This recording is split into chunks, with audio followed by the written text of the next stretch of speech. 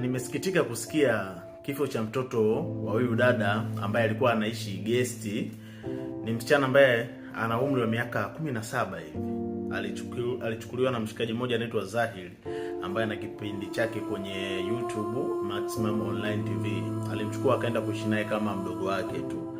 Sasa huyo dada alikuwa na mimba ya miezi kama 8 hivi kipindi anaishi na Zahir. Siku moja huyo msichana alishikwa na uchungu, umeona? Lakini sasa makosa aliyofanya hakumwambia mtu yoyote kama ameshikwa na uchungu. Usiku sana, wakati amezidiwa, ikabidi wamchukue mkimbize hospitali, umeona? Sasa walipokuwa wamchukua mkimbize hospitali bwana, huko kumbe yule mtoto alikuwa ameshakufa masaa 2 nyuma. Yaani mama alimbana mwanae. Kutoa ushirikiano kuambia watu wanaokaa nao kwamba ana uchungu wa kusema. Basi alipopelekwa kule hospitali alitolewa yule mtoto, lakini ameonekana kichwa kimefanyaje, kichwa kimebonyea sana. Yaani ni mtoto ambaye alibanwa, umeona kwa muda mrefu. Basi bwana, taratibu imefanyika, yule mtoto akazikwa.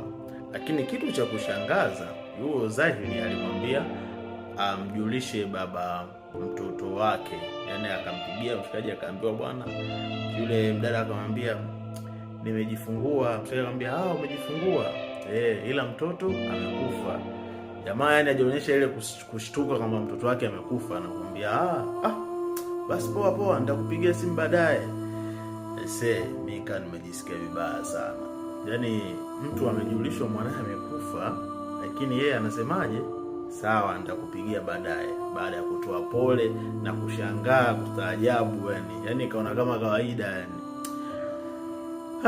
Wanaume tunazingua sana. Ndio maana unajua wasichana wanatoa mimba sana, wanatupa watoto, ni kwa sababu hatuonyeshi ushirikiano kwao.